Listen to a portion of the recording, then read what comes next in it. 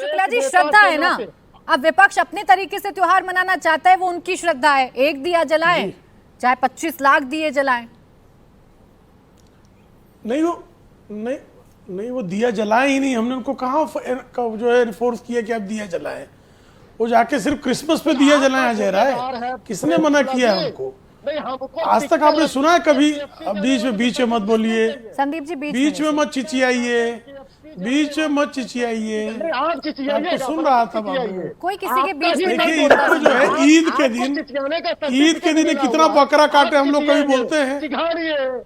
आप मत चिचियाइए, अभद्रता मत कीजिए, बदतमीजी मत कीजिए। हालांकि कांग्रेस के संस्कार में बदतमीजी है।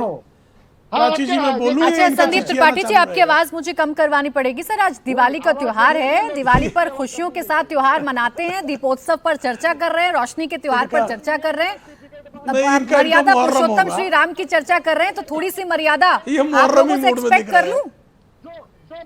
बोलिए जल्दी से प्रेम शुक्ला। ये मुहर्रमी मूड में है, ये मुहर्रमी मूड में है। ठीक है प्रेम शुक्ला जी, देखिए कंप्लीट ऐसा है, हम कभी जो है किसी भारतीय जनता पार्टी के व्यक्ति ने ये पूछा कि कहा क्या कि आप जो है बकरीद के दिन इतने जो है बकरे क्यों काट रहे हैं, इससे पर्यावरण बहुत बिगड़ जा रहा है। कभी हमने कहा क्या क्रिसमस के दिन ही आप इतने पटाखे क्यों जला रहे हैं, माहौल बिगड़ जा रहा है, नहीं कहा जाता ना। लेकिन हिंदुओं का कोई त्योहार है, दिवाली है, होली है, कोई भी त्योहार है, तो तत्काल खड़े हो जाएंगे, इनके पेट में दर्द करने लगता है। कारण क्या है?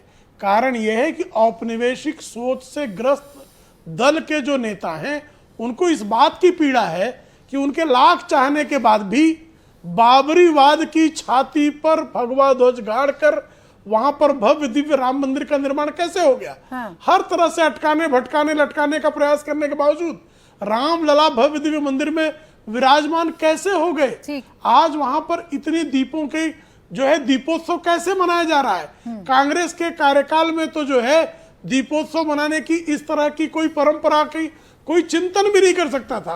आज ये साकार कैसे हो जा रहा है। तो ये पीड़ा जो है वो बार बार प्रकट हो रही है, अलग अलग नेताओं के मुख से निकल रही है। सामने आई है एक देश के लिए भलाई का काम सोचा है तौकीर रजा साहब ने, अतीकुर रहमान जी, कि क्या अब हिंदू त्योहारों पर या देश के किसी भी त्योहारों पर किसी से पूछकर सेलिब्रेशन किया जाएगा? आतिशबाजी होनी चाहिए नहीं होनी चाहिए? क्या ये तौकीर रजा साहब बताएंगे कि मुसलमान अगर आतिशबाजी करते हैं तो उस पर बैन हो जाता, लेकिन हिंदू आतिशबाजी करते हैं तो उस पर बैन नहीं होता है, इससे प्रदूषण होता है, ये देश के लिए है? ये सारी सामाजिक सौहार्द की बात सिर्फ हिंदू त्योहारों के लिए है क्या? जी सही कहा प्राची जी आपने, और मैं समझ रहा हूँ कि इतनी खुशियां हैं हमारे दिलों में आज के दीपावली के उत्सव पर कि चाहे कितनी भी कोशिश कर ले कड़वाहट डालने की, कड़वाहट आएगी नहीं, कोशिश की जाती रहेगी, चाहे वो तौकीर रजा हो। लेकिन पाटिल जी कुछ लोग ये समझते हैं कि तौकीर रजा से शुरू हुआ और वाराणसी गया, अयोध्या गया, दिल्ली और राजनीतिक गलियारों में से गुजर कर, ये गलत है। त्योहार हमारी गलियों में मनाए जा रहे हैं, हमारे मोहल्लों में, हमारे दिलों में मनाए जा रहे हैं, चाहे एक दिए से हो या हजारों दिए से हो।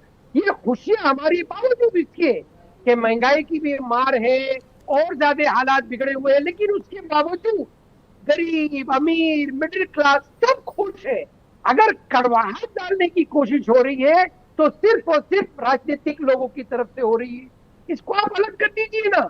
आइए मैं आपको बताता हूँ कितनी खुशियां है, कितना उल्लास है। अभी थोड़ी देर पहले मैंने एक चैनल पर कहा कि मेरे यहाँ बहुत अच्छी मिठाई बनती है, पत्तीसा बनता है बगैर मावे का, साफ शुद्ध।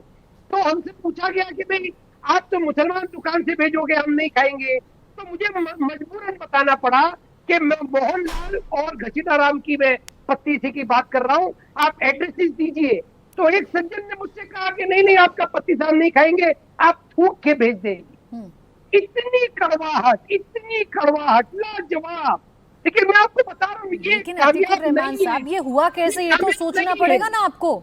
तौकीर रजा अगर ऐसे बयान देंगे और उस पर पूरा समाज अगर चुप रहेगा, कोई कुछ नहीं कहेगा, तौकीर रजा को कोई चुप होने की ताकीद नहीं करेगा। फतवे जारी होते हैं ना सर हर छोटी बड़ी बात पर, तौकीर रजा को कोई क्यों नहीं फतवा जारी करता है या कोई क्यों नहीं कहता है मुस्लिम धर्म गुरु ही आकर कि आप चुप रहिए, मत कहिए ऐसी बातें।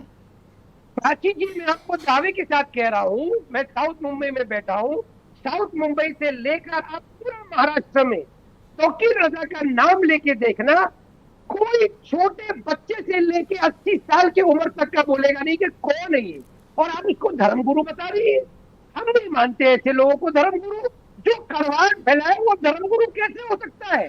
हमने उनको कम्युनिटी से निकाल के बाहर भेज दिया है ऐसे लोग। तो ये आपको बताना पड़ेगा ना कि आपने कम्युनिटी से निकालकर बाहर भेज दिया है। मैं तौकीर रजा को धर्मगुरु नहीं बता रही थी, मैं ये कह रही थी आप लोगों के धर्मगुरु, मैंने नहीं कहा था सर, मैं कह रही हूँ आप लोगों के जो धर्मगुरु अच्छा। हैं, दीजिए ना फतवा। हर छोटी बड़ी बात पर फतवा जारी होता है, तौकीर रजा को भी क्वेश्चन करिए ना आप लोग, क्यों नहीं करते मैंने हैं? कहा जानता नहीं इसको कोई, प्राची जी कोई जानता नहीं इस्लाम को, तो फतवा क्यों इशू करे?